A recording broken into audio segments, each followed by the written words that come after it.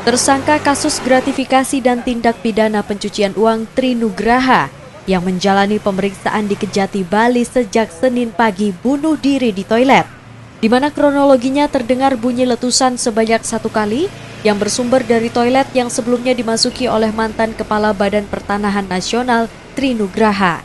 Tim penyidik yang bertugas menjaga di luar toilet pun akhirnya mendorong pintu toilet dan menemukan tersangka telah dalam keadaan bersimbah darah di dada kirinya.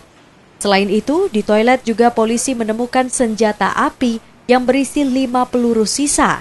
Tersangka langsung dibawa ke rumah sakit terdekat. Sebelumnya Kejati Bali memastikan tersangka telah meletakkan seluruh barang bawaannya di loker miliknya, yang kuncinya dipegang oleh yang bersangkutan. Hingga saat ini pihak kepolisian masih terus melakukan penyelidikan terhadap kasus ini. Pada saat itu dilakukan penggeledahan terhadap tersangka dan barang-barangnya pribadinya masuk ke loker.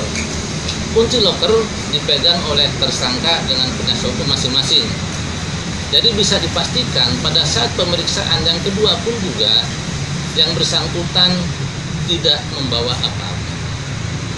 Dan ketika keluar dari ruang penyidikan untuk menjalani proses penahanan, karena berita acara penahanan sudah ditandatangani, di situ didampingi oleh penyidik, penasihat hukum, pengamanan dari kepolisian 2 orang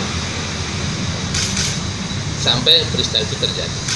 Tadi malam sudah 2 orang penyidik yang diperiksa. Hari ini kami mengirimkan lagi 2 orang lagi, ya. Termasuk juga tadi malam CCTV di area gedung itu sudah diambil oleh penyidik.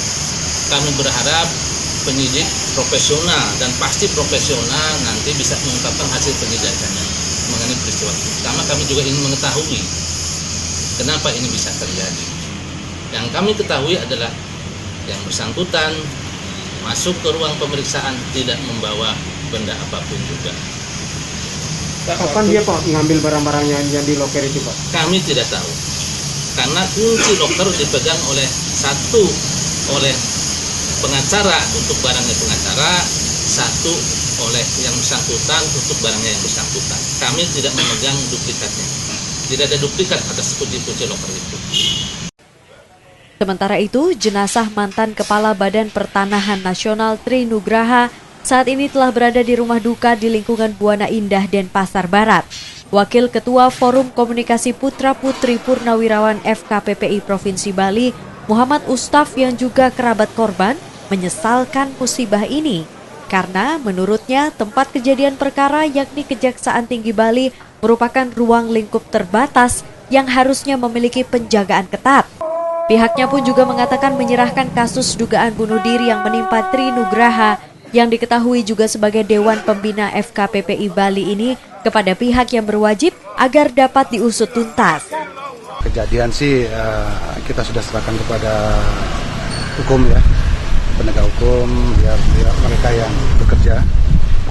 Tapi menurut kami ini adalah musibah yang tidak kita harapkan dan tidak pernah kita pikirkan. Karena itu terjadi di ranah yang seharusnya ruang lingkup dari kejaksaan kantor itu adalah ada aturan atau SOP yang tinggi. Jadi saya ulangin apa yang sudah kami atas nama organisasi dan keluarga besar inginkan adalah penegak hukum harus benar-benar mencari sebab-musabab sampai terjadinya demikian. Karena apapun yang dia miliki, apapun yang dilakukan itu adalah di ruang lingkup yang terbatas, yaitu di Kejati. Jenazah saat ini gimana Pak? Jenazah tadi pagi jam 2 diotopsi, tadi sekitar jam 6 selesai. Sekarang kita ritual untuk agama muslim, saat itu kita semayangkan dan persiapan berangkat ke Bandung, karena beliau hasilnya dari Bandung. Kapan Dok?